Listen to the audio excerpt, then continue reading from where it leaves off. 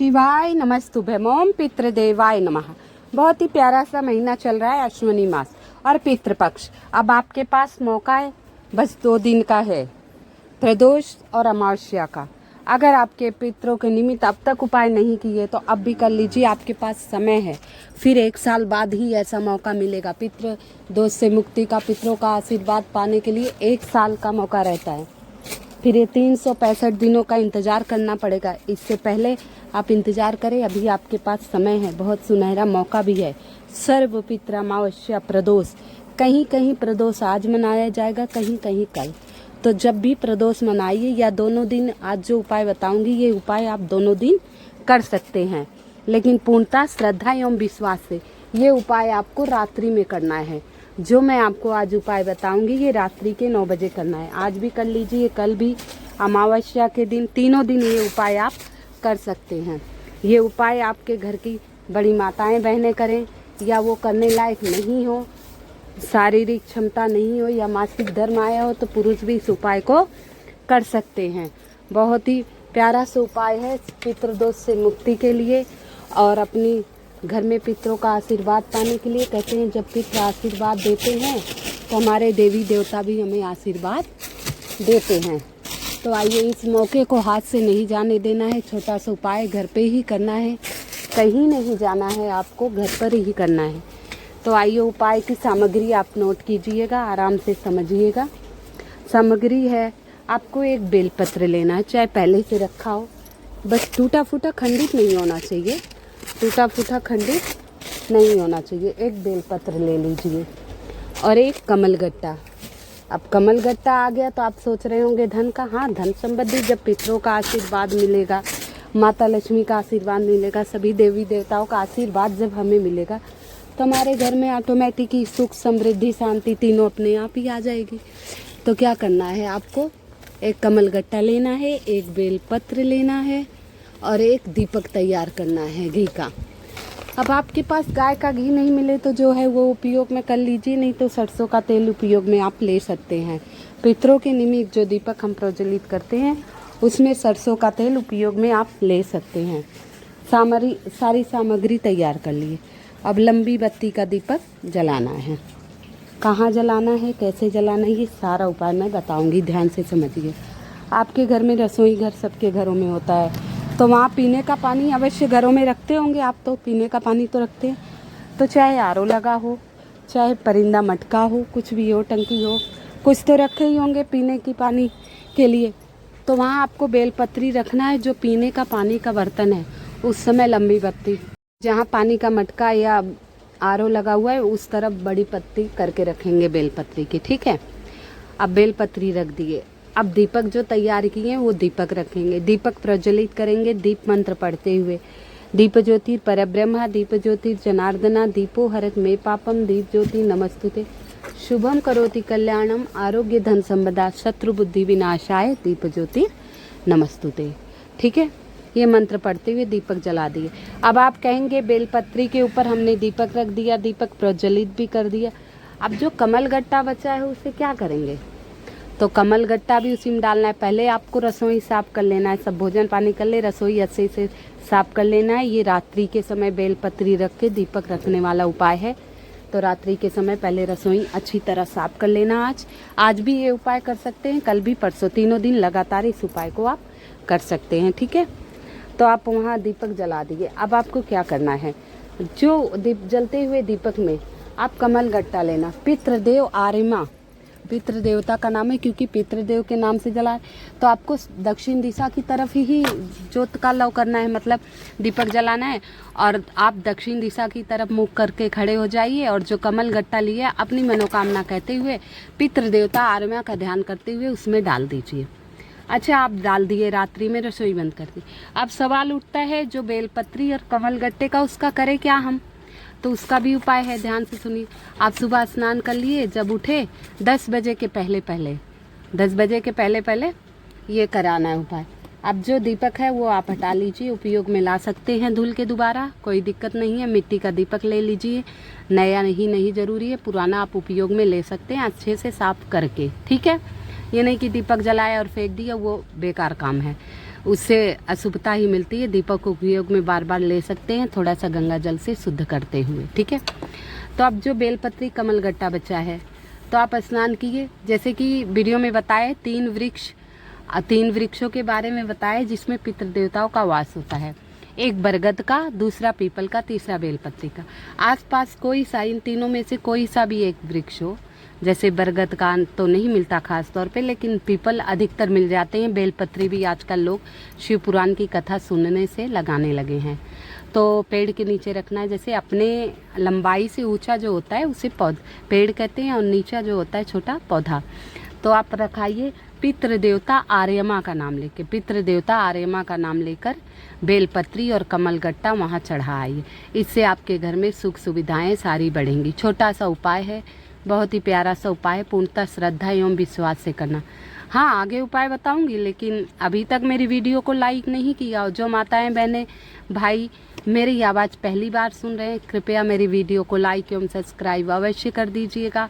Comment में ओम पितृदेवाय नमः या हर हर महादेव, जो आपकी मर्जी हो कमेंट में डाल दीजिएगा, कृपया निवेदन है।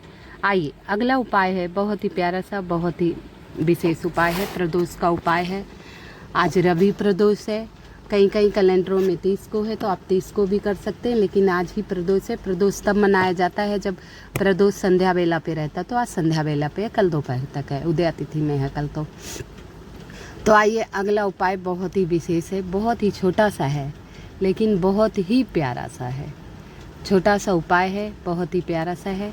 इसमें हमें गाय का ही घी लेना है। आप पता कर लीजिए, जहाँ गौशाला है वहाँ आपको गाय का घी मिल जाएगा। मंदिरों में अगर पुजारी से कहेंगे गौशाला है, पैसे देकर आप गाय का घी ला सकते हैं, ठीक है। आप गाय का घी ले आइए और 5 काली मिर्च ले लीजिएगा। 5 क्या, ये उपाय है। आपके घर में लड़ाई झगड़े बहुत हो रहे हैं, हरदम लड़ाई झगड़ा हो रहा है, कोई व्यक्ति ज़्यादातर लड़ता है, आपके खिलाफ साजिश कर रहा है, आप बहुत परेशान हो गए उस व्यक्ति से, उसके लिए है। तो गाय का घी ले लीजिए।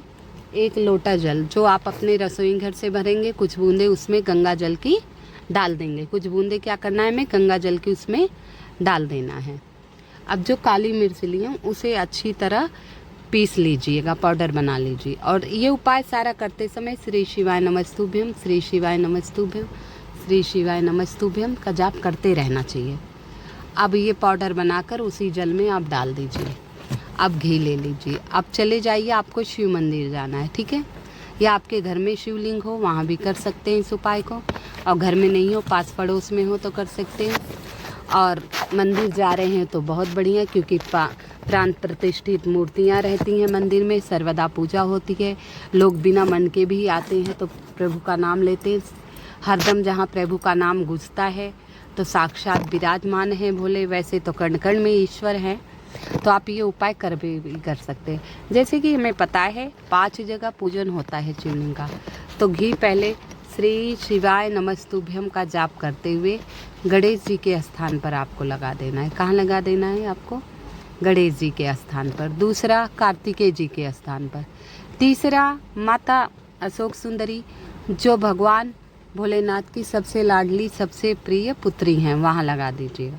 चौथा जगत जननी जगदम्बिका माता पार्वती आदि शक्ति के शिवलिंग के हस्त कमल पर, जहाँ शिवलिंग जुड़ा रहता है वो जगत जननी माता जगदम्बिका का स्थान है, तो वहाँ लगा दीजिए, ठीक है। अब छठा आपको, हाँ 4 जगह ये लगा दिए, गणेश जी के स्थान पे, कार्तिकेय जी के स्थान पे, माता अशोक सुंदरी के स्थान पर और जगत जननी जगदम्बिके के स्थान पर।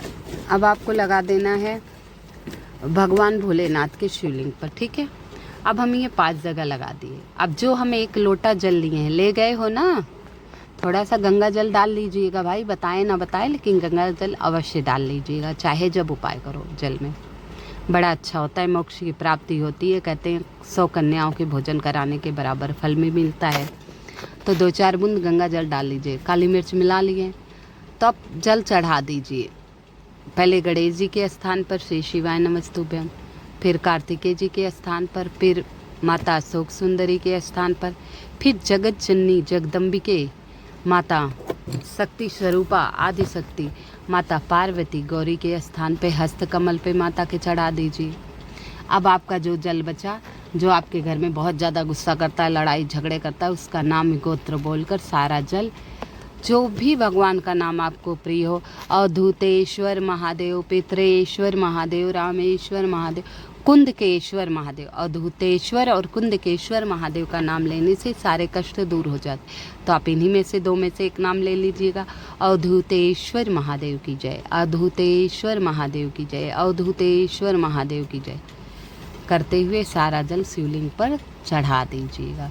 देखिएगा आपके घर में शांति हो जाएगी, चारों तरफ खुशहाली ही खुशहाली हो जाएगी, हर विघ्न बाधा हर संकट से दूर हो जाएगा। घर आपका सुख समृद्धि सौभाग्य सदा आपके परिवार में बना रहेगा। आइए आखिरी और बहुत विशेष बहुत सुंदर सा छोटा सा उपाय है, ध्यान से सुनिएगा।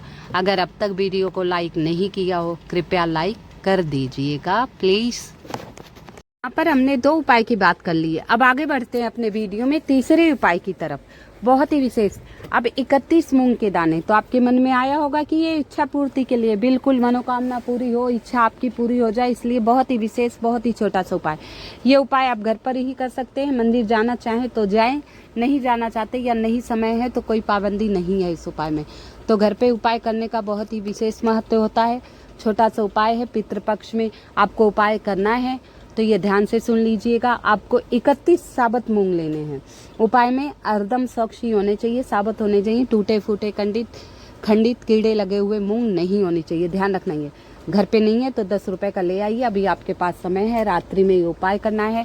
आज कर लीजिए, कल कर लीजिए, परसों कर लीजिए, 3 दिन आप उपाय कर सकते हैं।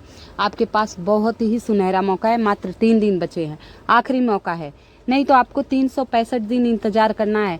ये आप सोच लीजिए, विचार कर लीजिए। छोटा सा घर पे उपाय करने से कुछ नहीं जाता आपका, ये कोई टोटका नहीं है, विशेष उपाय है। भगवान शिवलिंग पर समर्पित करना है, पितरों को प्रसन्न करना है, नहीं तो आपको 365 दिनों का इंतजार करने पड़ेगा, फिर मौका आएगा। तो आपको क्या लेना है, 31 मूंग, टूटी फूटी खंडित नहीं होनी चाहिए, सिर्फ 31 हरी मूंग लेना है। ये इच्छा पूर्ति का उपाय है, बहुत ही सटीक विशेष उपाय है। और 1 कटोरी ले लीजिए, इसमें कटोरी नई की ज़रूरत नहीं है, जो आपके घर में पुरानी कटोरी है उसे अच्छे से स्वच्छ कर लीजिए, साफ़ सुथरा कर लीजिए। अब रात्रि में उपाय करना है तो पहले अपनी रसोई को साफ़ कर लीजिए। भोजन आज बनाए होंगे, रात्रि में भोजन कर लिए तो रसोई को अच्छी तरह साफ़ करवा दीजिए। रसोई को क्या करेंगे, अच्छी तरह साफ़ करवा दीजिए। अब जहाँ आपका आरओ है, मटका है, अधिकतर आरओ लगाए सबके यहाँ, जहाँ आरओ है वहाँ कटोरी रख दीजिए। पहले अच्छी तरह स्वच्छ कर लेना अपनी रसोई को, ये ध्यान रखना, साफ़ सुथरा करके ही उपाय करना है हमें। तो उसमें 31 मूंग के दाने पितृदेवता का नाम लेते हुए डाल देना है। और आप पितरों के निमित्त उपाय कर रहे हैं तो आपका मुख साउथ डायरेक्शन यानी दक्षिण दिशा की तरफ होना अति आवश्यक है। साउथ डायरेक्शन में होना चाहिए, मुख साउथ डायरेक्शन में होना चाहिए, वहाँ रख दीजिए। अब उस मूंग को ढक दीजिए किसी छोटी सी प्लेट, पूरी रात वहीं पड़े रहने दीजिए। और 10 बजे के पहले स्नान करके स्वच्छ हो जाइए। आप ये उपाय घर के शिवलिंग पर करना है तो घर के शिवलिंग पर कर दीजिए, या मंदिर जाना है तो मंदिर चले जाइए। अब वहाँ डायरेक्शन दक्षिण दिशा की तरफ खड़े होकर वो मूंग उठा लीजिए, आप शिवलिंग पर समर्पित कर दीजिएगा। जो भी आपकी विशेष हो, जो कि आपकी इच्छा हो, मनोकामना हो, बहुत दिनों से पूरी नहीं हो रही, वो मनोकामना कहते हुए पितृदेव का ध्यान करते हुए, और जो भी भगवान भोलेनाथ का नाम आपको पसंद हो, प्रिय हो, अवधूतेश्वर महादेव, कुंदकेश्वर महादेव, शमश्रेश्वर महादेव, जो भी त्रयंबकेश्वर महादेव, जो भी महादेव का आपको नाम प्रिय, वैसे अवधूतेश्वर, आशुतोष और कुंदकेश्वर महादेव का नाम लेने से इच्छाएं जल्दी पूर्ण होती हैं। तो आप इन तीनों में से एक नाम ले लीजिएगा और ये पूर्ण करते हुए शिवलिंग पर ये मूंग अपनी इच्छा कहते हुए समर्पित कराइएगा। आपकी मर्जी हो तो मंदिर जाइए, मर्जी नहीं हो तो मत जाइए। ये उपाय घर पे कर सकते हैं पितृदेवता को प्रसन्न करने के लिए। अब ये करते हुए वहाँ 2 मिनट बैठिए, चाहे घर पे कर रहे हो चाहे मंदिर में। श्री शिवाय नमस्तुभ्यम का जाप कर लीजिए। नमः शिवाय ओम, नमः शिवाय ओम, नमः शिवाय ओम, नमः शिवाय ओम, नमः शिवाय ओम, नमः शिवाय ओम, नमः शिवाय ओम, नमः शिवाय ओम, नमः शिवाय ओम, नमः शिवाय ओम। ऐसे जाप करते रहिए। फिर अपनी मनोकामना कह दीजिए और कह दीजिए, हे भोलेनाथ, सामर्थ्य अनुसार मैंने आपकी पूजा की, आपका उपाय किया। जो गलती हो, जो अपराध हो, क्षमा करने, मेरे उपाय को स्वीकार कीजिए, मेरे पूजा को स्वीकार कीजिए, मेरी झोली खुशियों से भर दीजिए। हर विघ्न बाधा, हर संकट से मेरे परिवार को दूर रखिएगा। मेरे जो पिछले जन्म कर्मों के मेरे पिछले जन्म में जो बेकार कर्म है उनको भी क्षमा कीजिए, मेरे पाप को क्षमा कीजिएगा। ऐसे बार बार महादेव से विनती कीजिए, महादेव से विनती कीजिए, अपने पितृ देवता से विनती कीजिए।